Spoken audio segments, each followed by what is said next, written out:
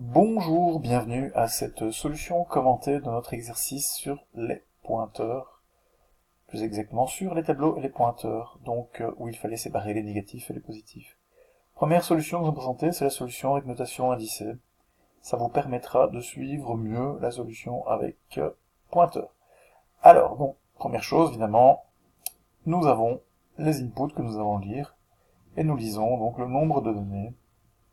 Alors ce nombre de données, évidemment, ce qui se passe, c'est qu'on passe évidemment le pointeur du nombre de données pour que Scanf puisse le modifier. Et ensuite, nous allouons donc le tableau en fonction du nombre de données qui a été lu. D'accord? Et nous avons donc le tableau qui apparaît et input qui pointe donc vers la zone mémoire qui a été allouée, qui pourra donc être de taille arbitraire et non plus fixée à la compilation. Ensuite, eh bien, simplement, nous allons lire les données une par une, avec une boucle toute simple, peut-être. Ici, ce qui est intéressant à noter, c'est ce que nous faisons. Nous prenons le IM élément du tableau et nous demandons son adresse, encore une fois, pour que Scanf puisse modifier cet élément.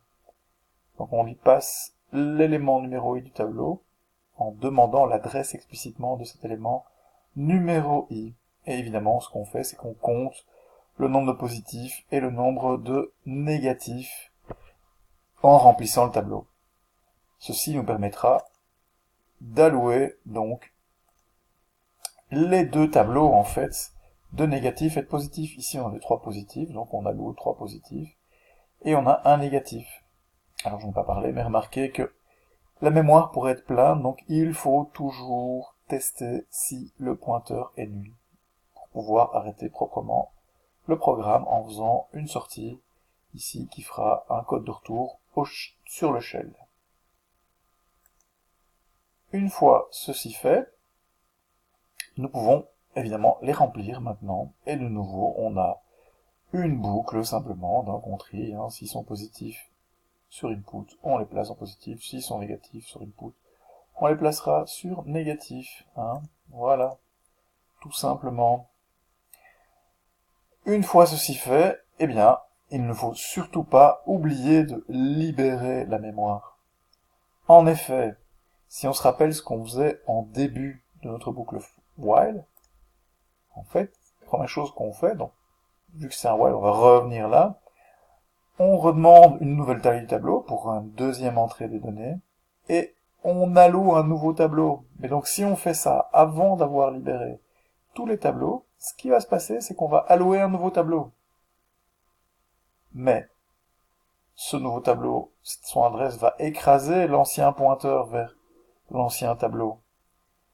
Et on va se retrouver avec un tableau qui, pendant le vide, entre guillemets, c'est-à-dire une zone mémoire qui est allouée, qu'on ne pourra plus jamais libérer. C'est pour ça qu'il faut faire la libération. Ou sinon, on a ce qu'on appelle une fuite mémoire ici. Cette mémoire ne pourra jamais être libérée. Et donc, on va libérer simplement en passant le pointeur vers les tableaux. Donc, on va libérer input ici. On va libérer le tableau négatif et positif. Alors attention, si vous êtes attentif, remarquez qu'ici, on passe à la fonction le pointeur, mais la valeur du pointeur n'est pas changée. C'est-à-dire qu'on va dire de libérer la mémoire qui était là, mais ici on a toujours une adresse qui reste dedans, donc il faut faire attention évidemment de ne plus utiliser ces pointeurs une fois que la mémoire aura été libérée. Sinon on court à la catastrophe. Voilà, ceci conclut notre présentation sur la notation indicée.